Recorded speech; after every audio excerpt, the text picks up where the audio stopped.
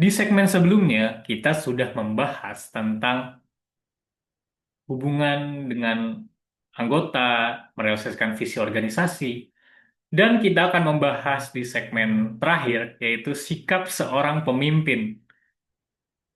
Seringkali kita dihadapkan pada masalah bahwa sikap seorang pemimpin itu adalah otoriter, ingin didengarkan, bahwa sebuah perkataan pemimpin itu adalah suara Tuhan, tapi tidak semata-mata sesimpel itu. Pemimpin juga harus bisa menjadi anggota. Pemimpin harus merasakan apa yang anggota rasakan. Karena tanggung jawab sebuah anggota atau seorang anggota adalah tanggung jawab seorang pemimpin. Maka seorang pemimpin itu mestinya memiliki sifat rendah hati. Kerendahan hati ini membuat pemimpin mudah untuk bekerja sama sesama anggotanya, mudah untuk menerima pembelajaran baru dari manapun, dari sebuah masalah, dari sebuah keberhasilan, dan dari anggotanya itu pun sendiri. Maka itu akan muncul rasanya kepercayaan yang telah diberikan dan sudah dijalankan oleh seorang pemimpin kepada anggotanya. Pemimpin yang rendah hati mampu mendengarkan dan mengakui. Jika belum tahu bagaimana teknis lapangannya, bagaimana di lapangan, bagaimana sebuah bisnis dapat berjalan, apa yang menjadi kendala dan solusinya, sehingga orang lain dapat ikut berkembang. Kepemimpinan bukan tentang ego semata, tapi kepemimpinan tentang melayani tujuan yang lebih besar. Pemimpin yang rendah hati itu, Bapak Ibu sekalian dan teman-teman, pemimpin rendah hati itu mau belajar, menerima masukan ketika salah, dan memperbaiki kesalahan itu, sehingga tim bisa maju bersama. Kesalahan satu sekali lagi bukan sebuah aib, kesalahan bukan sebuah kebodohan, tapi kesalahan adalah kebenaran yang tertunda. Nah, yang pertama, kita akan membahas akui apa yang tidak kamu ketahui. Jadi kalau misal pemimpin itu tidak tahu, ya sampaikanlah. Jangan merasa pemimpin ini sok pinter, jangan merasa pemimpin ini tipe yang paling tahu. Karena balik lagi, yang menjalankan itu adalah anggota. Maka kita harus memperkuat visi bersama. Nah ini tadi materinya ini bersambung pada materi sebelumnya. Nah kita harus tahu nih akui secara apa yang kita tidak ketahui. Menunjukkan kerentanan bukan berarti lemah ya teman-teman. Kita khawatir itu bukan berarti kita lemah, tapi itu justru mendorong kita untuk membangun kredibilitas dan mendorong orang lain untuk berbagi pengetahuan. Jadi kalau memang tidak tahu ya sampaikan. Misalnya teknisnya, bagaimana cara membuat laporan keuangan ini kita kita sampaikan. Maka pemimpin juga harus menjadi contoh, memberikan contoh supaya laporan keuangan ini dapat disusun dengan baik, laporan keuangan ini dapat saling berhubungan satu sama lain, laporan keuangan ini dapat disajikan dengan semestinya, maka itu harus disampaikan. Maka pemimpin pun harus belajar dari anggotanya, dari target pasar, dari klien, dari anggotanya maupun dari anggota atau mahasiswa. Kalau kita berbicara mahasiswa ya teman-teman itu harus belajar. Kita nggak boleh merasa pinter karena nanti itu akan menutup diri kita dan menutup sebuah pengetahuan baru gitu. Karena dunia ini terus bergerak, kondisi sosial ini berbagai macam situasinya dinamis sekali. Jadi kita harus belajar bagaimana orang lain itu dapat memberikan sebuah solusi. Nah, yang kedua, beri ruang orang lain untuk bersinar. Jadi kita jangan merasa ingin sinar sendiri, mentang-mentang kita adalah pemimpin, mentang-mentang kita adalah role model, ketua, chairman, presiden sebuah organisasi, itu kita jangan merasa ingin benar sendiri ataupun bersinar sendiri. Ada kinerja atau kerja-kerja nyata yang dilakukan oleh bawahan kita, oleh staf kita, oleh anggota kita, yang membuat nama kita menjadi lebih naik. Kepemimpinan pada pada dasarnya memberikan ruang dan juga orang lain untuk maju. Jadi kepemimpinan adalah ketika kita sudah bekerja sama secara tim, maka kita harus bangun itu secara bersama-sama.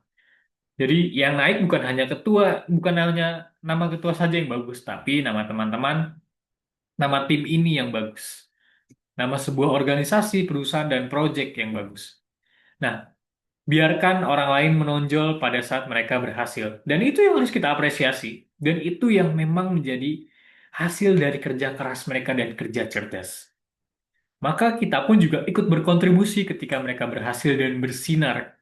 Karena kita telah membimbing, memberi contoh, dan juga kita mengkomunikasikan visi bersama dan apa yang menjadi fokus tujuan kita. Rayakanlah semua keberhasilan anggota tim dalam membangun kepercayaan dan motivasi. Jadi ketika teman-teman sudah mencapai sebuah hasil yang memuaskan dan juga target pembelian pasar dan penjualannya lebih baik, maka rayakanlah, berilah apresiasi, berilah sebuah penghargaan yang layak dan juga memang itu menjadi kerja-kerja nyata. Karena itu adalah sebuah penghargaan yang bisa kita berikan sebagai pemimpin dan juga kita menghargai apa yang telah mereka kerjakan. Dan yang ketiga adalah tetaplah belajar. Tetaplah timbulkan rasa ingin tahu dan terbuka untuk diri ini terus berkembang.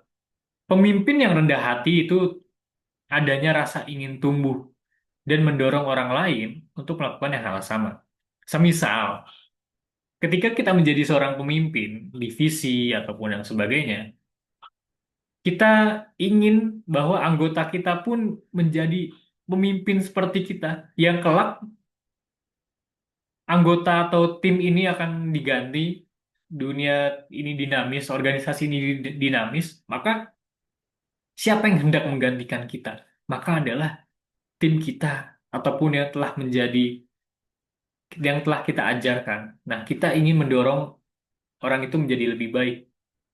Maka ketika kita jago dalam suatu bidang, misalnya marketing, ekonomi, ataupun kita berhasil dalam menyusun laporan keuangan, maka anggota kita pun harus sama.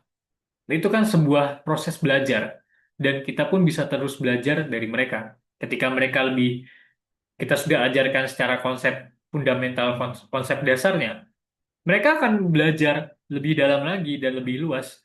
Nah, kita yang memang sudah mengajarkan dari fundamental atau kita belajar sudah paham dari fundamental, sementara dia sudah belajar dengan informasi-informasi yang lebih. Nah, itu adalah proses pembelajaran supaya kita tetap belajar, kita bisa belajar dari dia, dan kita mendorong untuk diri kita bisa lebih tumbuh ke arah yang lebih baik.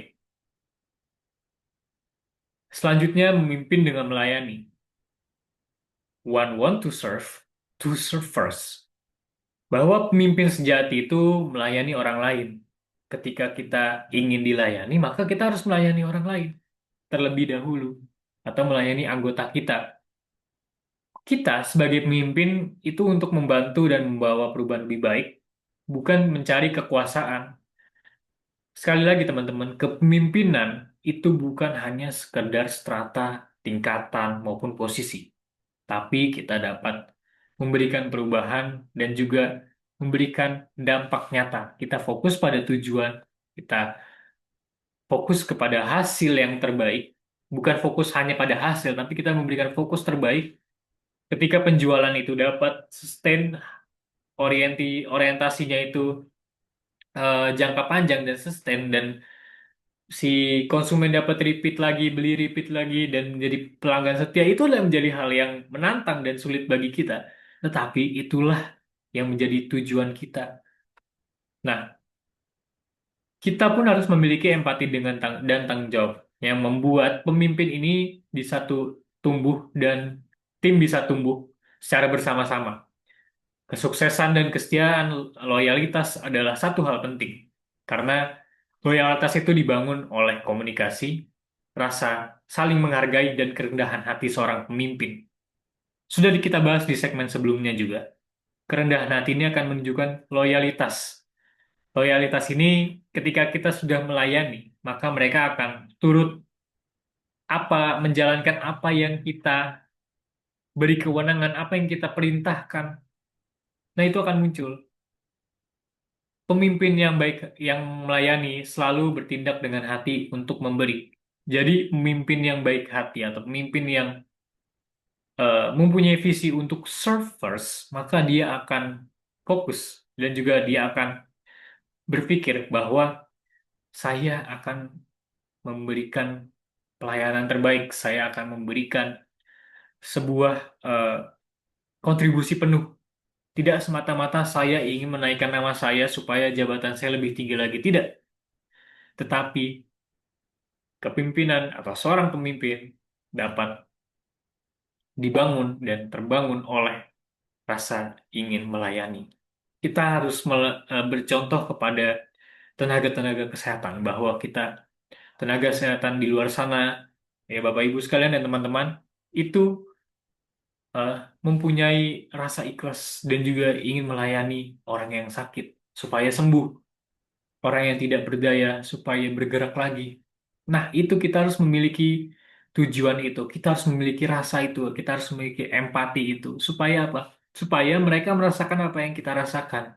Dan kita, sebelum mereka bisa merasakan apa yang kita rasakan, kita juga harus merasakan apa yang mereka rasakan. Jadi ada timbal baliknya Bapak Ibu. Ketika sudah kita sampaikan, kita sudah layani, maka mereka pun akan melihat kita sebagai pemimpin yang dapat memberikan sebuah impact, pemimpin yang dapat dipercaya dan dapat memberikan pengaruh, dan mereka akan mengikuti dan memberikan kepercayaan penuh.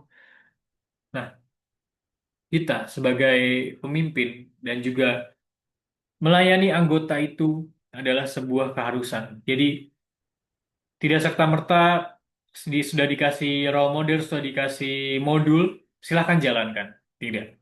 Tapi kita harus melayani dengan sebaik mungkin. Bagaimana controllingnya, bagaimana kita ikut terjun di dalam prosesnya. Kita harus merasakan apa yang mereka rasakan. Itu adalah bentuk pelayanan yang dapat kita berikan. Kita menghadirkan solusi itu pun adalah sebuah proses melayani, Bapak Ibu. Nah, maka pada hari ini materi kita sudah selesai.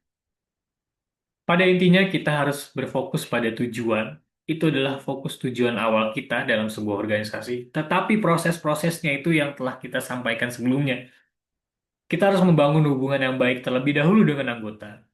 Kita harus menghargai kinerja anggota kita.